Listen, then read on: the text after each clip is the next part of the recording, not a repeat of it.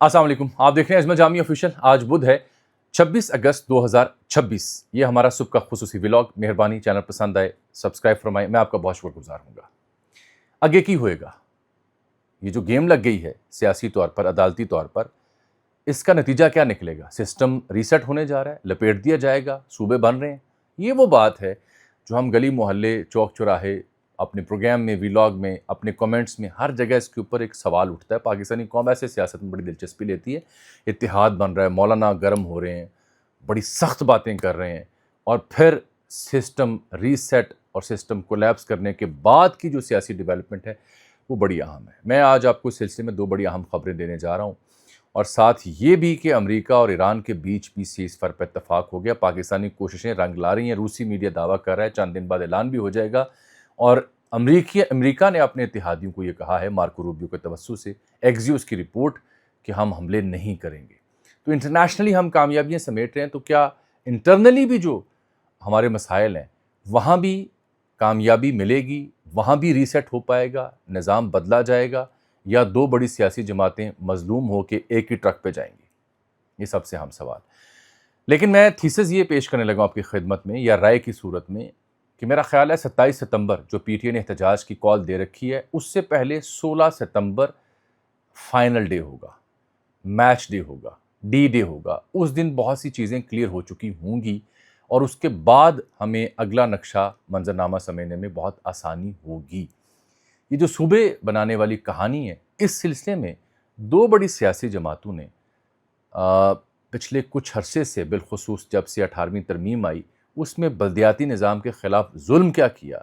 गो कि 18वीं तरमीम के कई फ़यूज़ व बरक़ात और उसकी कई ऐसे पहलू हैं जो अहमियत के हामिल हैं, कई लूप होल्स हैं, लेकिन सबसे बड़ा जुल्म क्या किया जो बुनियाद बन रहा है सिस्टम रीसेट करने के लिए, ये कहानी आज मुझसे ज़रूर सुनिएगा। अगर आप संजीदगी से व्लॉग देख सकें, चाहे व्यूज़ उसके कम आए, कोई मसला नहीं।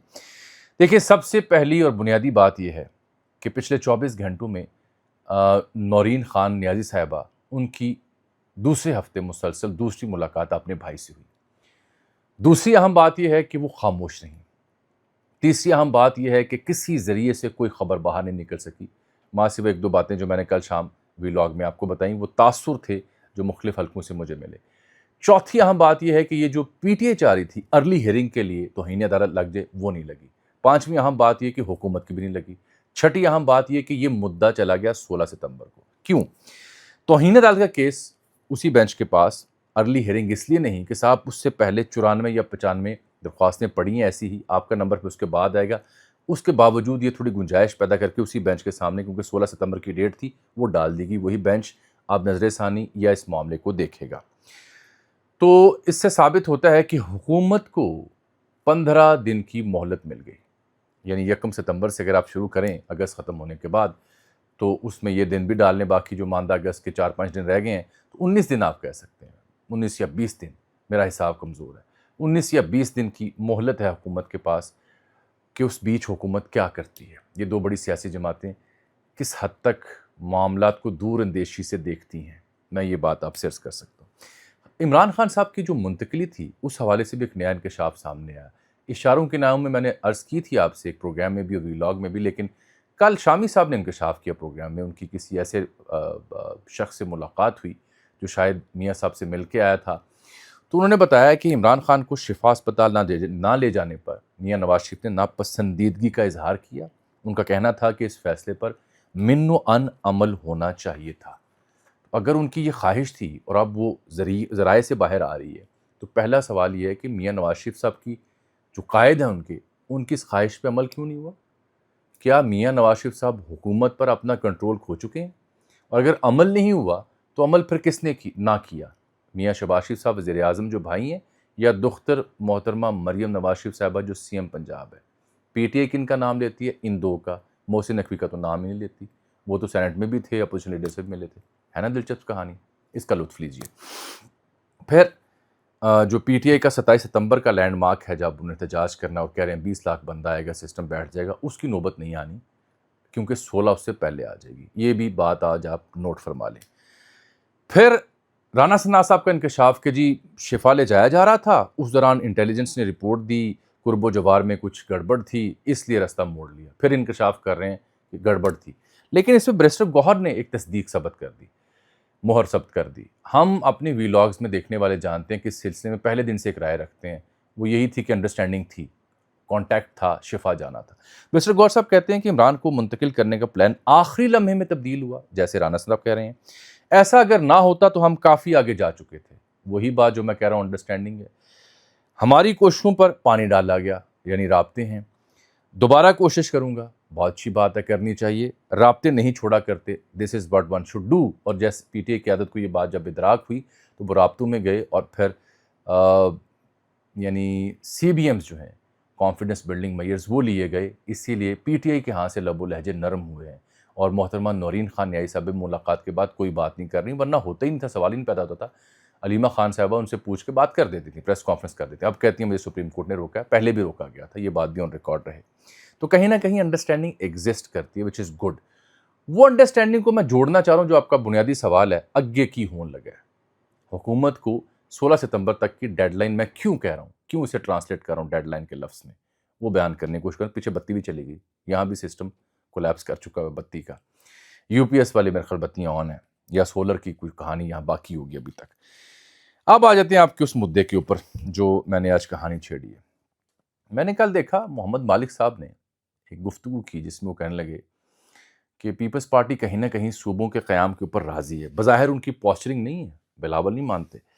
اور تھر میں جو ریلی نکلی اس کے اوپر میں نے ایک ویلاگ بھی کیا تھا کہ تھر میں جو ریلی نکالنے والے لوگ ہیں ان کا حق ہے کہ وہ اپنے سیاسی مطالبات کے لیے باہر نکلیں، لیکن تھر میں جو فیمینائن ہے، جو قحط ہے، جو پانی نہیں ملتا، 3-4 کلومیٹر دور خواتین جاتی ہیں، ان کے حق کے لیے بھی کبھی احتجاج کریں، وہ نظر البتہ نہیں آتا۔ تو مالک صاحب کہتے ہیں کہ پریکٹیکلی یہ شاید کہہ دیا گیا ہے، پارشلی شاید، کہ we'll go with the flu.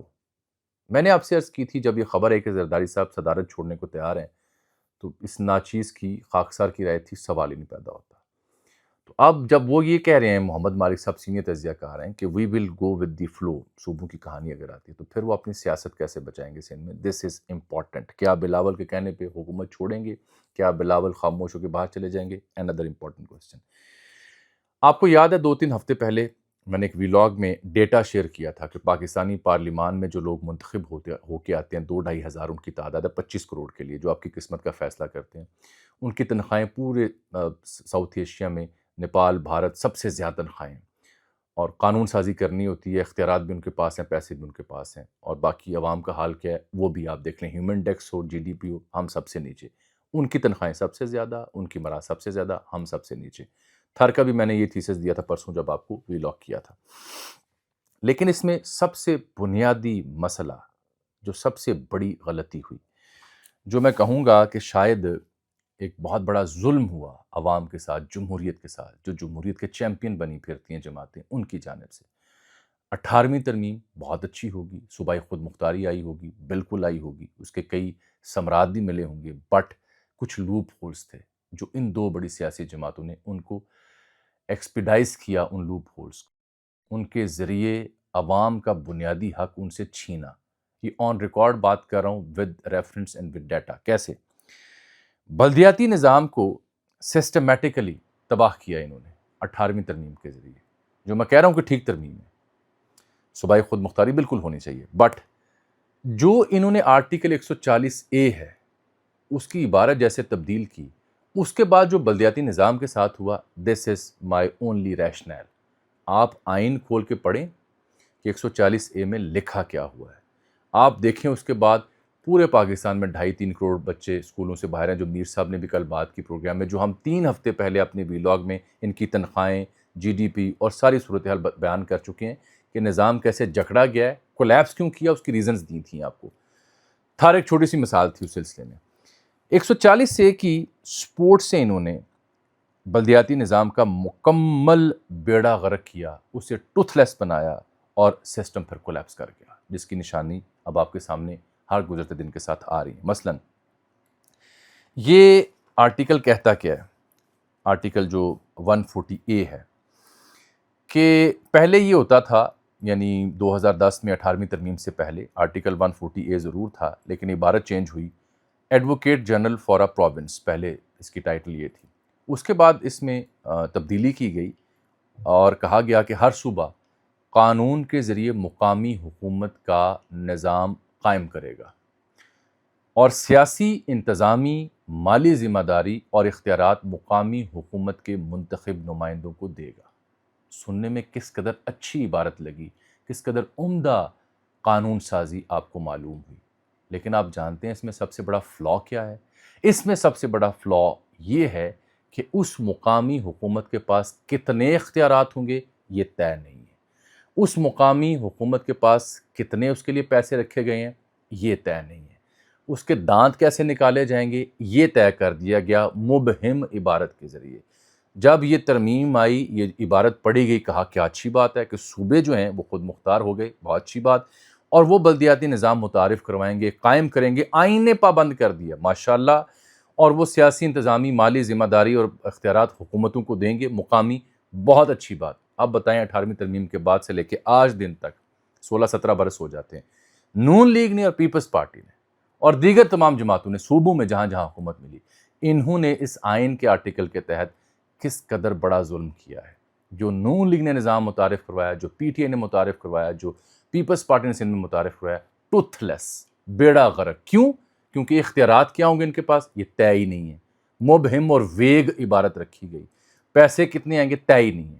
یہاں آتی ہے وہ کہانی این ایف سی والی کہ پھر ترمیم اگر لانی ہے نئی تو اس میں پھر یہ جو بلدیاتی نظام ہے یہ بھی وضع کر دیں، اس کے اختیارات بھی وضع کر دیں، اس کے لیے فنڈز بھی وضع کر دیں تاکہ وہ صوبوں کے سے چھٹکارا پا کے ایگزسٹ کریں پیرالل، جیسے دنیا بھر میں کئی ممالک میں ہوتا ہے۔ وہ محتاج ہی نہ رہیں کہ کون سی موروثی حکومت آ رہی ہے اور کون سی نیا نظام وہ لے کے آ رہے ہیں۔ ان کا جب دل چاہتا ہے اس میں ترمیم کر کے اس کا بیڑا غرق کر دیتے ہیں، کیونکہ صوبے کے پاس آپ نے بلدیات کی کنجی دے دی۔ جب بلدیاتی نظام امپاورڈ تھا مشرف دور میں، نتائج آپ نے دیکھ لیے۔ جب امپاورڈ نہیں رہا، آپ بتائیں آپ کس ناظم کو جانتے ہیں، کون سا بلدیاتی نظام؟ جیسے صوبوں کی بحث شروع ہوئی، پنجاب کو یاد آ گیا بلدیاتی نظام میں انتخابات کروانے، الیکشن کمیشن کہہ رہا ہے بالکل ٹھیک ہے، مرحلہ وار کرواتے ہیں۔ یہ کہانی اب نہیں چلے گی۔ میری اطلاعات یہ ہیں کہ گورننس ٹھیک کرنے کی بجائے اس فالٹ لائن کی وجہ سے بیوروکریسی پولیٹیسائز ہوئی اور سسٹم ڈیلیور کرنے کی بجائے کولیپس ہوا۔ اب اس کی قیمت ادا کرنے کا وقت آن پہنچا ہے، کم وٹ میں۔ I can just tell you, جو میری اپنی ذاتی انڈرسٹینڈنگ بن رہی ہے بینگ اے جرنلسٹ اور بینگ اے پاکستانی، اب یہ دو بڑی سیاسی جماعتیں یا تو جو مالک صاحب کہہ رہے ہیں well go with the flow, یا پھر یہ مظلوم بنیں گے۔ There is no other option left for them.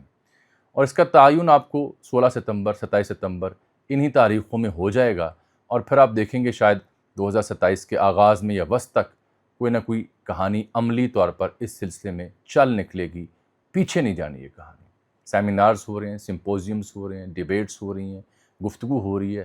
پہلی بار پاکستان میں بتایا جا رہا ہے لوگوں کو ڈیبیٹ کے ذریعے، مکالمے کے ذریعے، مذاکرات کے ذریعے کہ پرابلم ہے کیا، سسٹم کیسے کولیپس کرتا ہے، کیسے ہوا، گورننس کیسے پور ہوئی، آئین کے ساتھ کیا ہوا، اس کا فائدہ کیسے ان سیاسی جماعتوں نے اٹھایا۔ 140A کے اوپر اگر میرا کو سننے دیکھنے والا اس تھیسس سے انکاری ہے یا اس کے خلاف کوئی رد دلیل رکھتا ہے، بسم اللہ پیش کرنے کی کوشش کریں۔ یہ فیکٹ ہے کہ اس کے ذریعے اس نظام کو، بلدیاتی نظام کو بیڑا غرق اس کا کیا گیا ہے۔ کیوں؟ موروثیت بچانے کے لیے، اقتدار بچانے کے لیے، نئی قیادت نہ آئے اس کے لیے۔ کیونکہ ہو سکتا ہے پنجاب بھر میں 30-40 اچھے ناظم اگر آ جاتے، اس میں سے 10-12 بہت پرومیننٹ ہوتے۔ زہران ممدانی ہوا نا نیو یارک میں، عام آدمی پارٹی نے کارکردگی دکھائی نا، پوری دنیا میں اس کی مثالیں ہیں۔ طیب اردوان کیسے سامنے آئے تھے؟ یہ برطانیہ کے وزراء اعظم جو آتے ہیں، ابھی والا دیکھ لیں، یہ کیسے آتے ہیں؟ بلدیاتی نظام سے، عوام کی خدمت کر کے پتہ چلتا ہے فلاں بندہ کام کر رہا ہے۔ وہ صادق صاحب جو میئر ہیں ان کو دیکھ لیں، یہاں نہیں آنے دیا گیا۔ یہاں کون آتا ہے؟ فلاں ابن فلاں، فلاں ابن فلاں، فلاں ابن فلاں۔ اور سب سے بڑا بیڑا غرق سیاسی جماعتوں نے اپنے اندر بھی جمہوریت نہیں آنے دی، کیونکہ وہ جمہوریت تب آئے، نئی قیادت تب آئے جب آپ پابند ہوں کہ مقامی حکومت متعارف کروانی ہے، نئی قیادت آنی ہے، پارٹی کے اندر چناؤ ہوگا، پتہ چلے مقبول کون ہے۔ بیڑا غرق یہاں ہوا ہے۔ اب ان کی وضاحتیں آپ دیکھیں، تعویلیں آپ دیکھیں، یا تو یہ مظلوم بنیں گے یا گو ود دا فلو چلیں گے۔ دیٹس اٹ انٹرنیشنل، جو نیشنلی میں نے آپ سے بات کرنی تھی۔ میں آ جاتا ہوں، اچھا اس میں جو لوگ کہتے ہیں کیسے ہوگا ان دو سیاسی جماعتوں کے بارے میں، تو بات یہ ہے کہ سندھ میں آپ نے خبریں دیکھی ہوں گی، نیب کچھ کیسز کھول سکتی ہے. پنجاب کی صورتحال تو بڑی سادہ سی ہو سکتی ہے، مطلب اگر الیکشن کمیشن کچھ حلقے کھولنا شروع کر دے تو بڑی دلچسپ کہانی ہوگی، میرا خیال ہے. I might be wrong. بڑی سادہ سی کہانی ہوگی. میں انٹرنیشنل بڑی ڈیولپمنٹ جو ہوئی اس میں پاکستان کو جو کریڈٹ ہے وہ ملنا چاہیے پاکستان کی قیادت کا، کہ اب امریکہ اور ایران نئی جنگ بندی پر اتفاق کر رہے ہیں. یہ رات گئے روسی میڈیا نے خبر دی، یہ ریا نیوز ایجنسی RIA اور نیوز کویک نے اسے رپورٹ کیا، لیکن انکنفرمڈ کہہ رہے ہیں. خبر بہت وائرل ہوئی، اس کا ثبوت مجھے ملا ایکزیوز نامی نیوز ویب سائٹ جو براک ریورڈ چلاتا ہے، بڑا سینئر کورسپونڈنٹ ہے وائٹ ہاؤس کا. وہ کہتا ہے کہ جو مارکو روبیو ہیں انہوں نے امریکی اتحادیوں کو آگاہ کیا ہے کہ فی الحال وہ امریکہ پر حملہ کرنے کا ارادہ نہیں رکھتے اور بلکہ اس پہ حملے کے اوپر پابندیوں کی جانب وہ جا رہے ہیں. سو دس اسپیکس والیوم کہ ہاں سیز فائر ہو گیا. Credit goes to the field marshal, to Mohsin Naqvi صاحب اینڈ آل ادرس جو کہ انگیجڈ ہیں انٹو دس آل. ایرانین قیادت نے بالخصوص عباس عراقچی صاحب نے جو ٹویٹ کیا کل رات گئے وہ بڑا معنی خیز تھا. وہ اس بات کا ثبوت ہے کہ وہ بھی اب اس سلسلے میں چاہ رہے ہیں کہ کوئی پیش رفت ہو. اور انہوں نے عمانی، کیونکہ وفد میں نے کہا تھا منگل کو آئے گا، اس سے پہلے پاکستانی وفد تھا، اس دونوں کی تصویریں لگا کے ٹویٹ کیا، وہ آپ دیکھ بھی سکتے ہیں. یہ وہ لوگ جو اس کا ادراک نہیں کرتے، اس کو مانتے نہیں، وہ خود ایرانین وزیر خارجہ کے کمپلیمنٹ پر مبنی جو الفاظ ہیں وہ دیکھ سکتے ہیں، سن سکتے ہیں، ان کی ورڈنگ بھی سمجھ سکتے ہیں. پھر میں دیکھ رہا ہوں کہ اس کے برعکس اچھا خبر یہ ہے اس سلسلے میں کہ چند دنوں بعد سرکاری طور پر بھی اعلان ہو جائے گا، لیکن جو ڈپٹی فارن منسٹر ہیں کاظم غریب آبادی وہ کہہ رہے ہیں کہ we are still in the state of war اور the state of Hormuz will remain closed. وہ تو یہ بات کر رہے ہیں. کل ان کا ایک پوڈ کاسٹ تھا، وہاں انہوں نے بیان دیا. میرا خیال ہے یہ بھی پبلک کنزمپشن کے لیے، جیسے امریکہ ہیڈ منی رکھتا ہے اور یہ بھی رکھتے ہیں. اہم خبر البتہ یہ ہے کہ رائٹرز نے اب رات کے خبر چھاپی کہ بنگلہ دیش جو مکہ معاہدہ ہے اس کا حصہ بن سکتا ہے، جس کی وجہ سے انڈیا بہت پریشان ہے. کل بھی میں نے ذکر کیا. بنگلہ دیش سنجیدگی سے سوچ رہا ہے. بنگلہ دیش J-10C جو طیارے پاکستان کے پاس ہیں وہ چین سے خرید بھی رہا ہے اور یہ مکہ معاہدے کا حصہ بھی بننے جا رہا ہے. This will be huge development for this region, کیونکہ ایک طرف پاکستان مکہ معاہدے کا حصہ ہے، ایک طرف بنگلہ دیش بیچ میں آ جاتا ہے بھارت. یہ بڑی امپورٹنٹ اور معنی خیز ڈیولپمنٹ ہوگی. مجھے اجازت دیجیے. اللہ حافظ.